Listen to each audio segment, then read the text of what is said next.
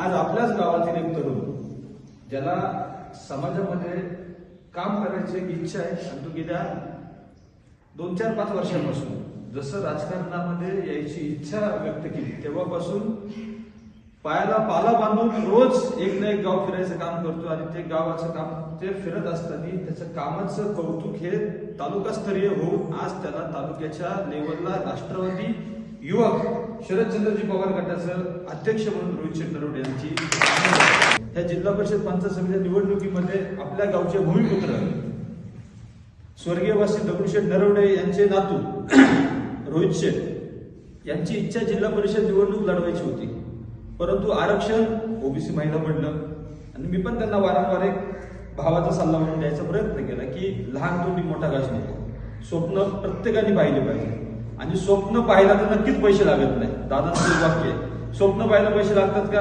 नाही. आपण स्वप्न नक्कीच चांगली आणि मोठीच पाहिजे पाहिजे.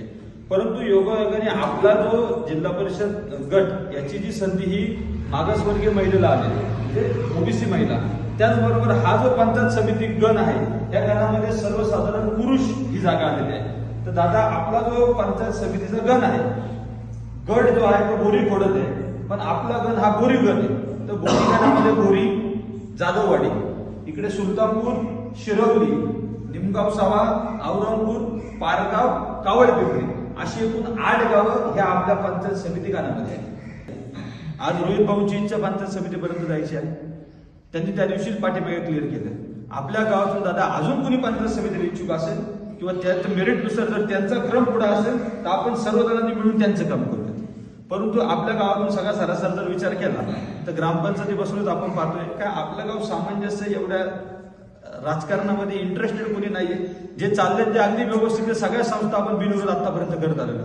तर रोहित भाऊची इच्छा आहे. तर मला असं वाटतंय एक गाव म्हणून आपण सगळ्यांनी त्यांच्या पाठीमागे उभं राहिलं पाहिजे आणि शेवटी त्यांचं काम, त्यांच्या कामाची पोच पावती त्यांनी आतापर्यंत गेल्या 2-4 वर्षात आपल्याला दिलेली आहे आणि इथून पुढच्या काळात देखील त्यांच्या मार्फत आपल्या गावात किंवा आपल्या पंचायत समिती गणात किंवा आपल्या तालुक्यात आज ते तालुक्याचं राष्ट्रवादी युवक काँग्रेसचं अध्यक्षपद भूषवतात, त्या सगळ्या ठिकाणी त्यांचा आपल्याला नक्कीच फायदा होईल आणि आपल्या गावाचा विकास होण्यापासून कुठल्याही प्रकारे आपलं गाव वंचित राहणार नाही असा एक मला विश्वास आहे. पंचायत समितीसाठी उद्या रोहित भाऊंना त्यांच्या पक्षाचं तिकीट मिळू अगर नाही मिळू, त्यांनी तर सांगितलं 99.99% तिकीट भेटणारच आहे.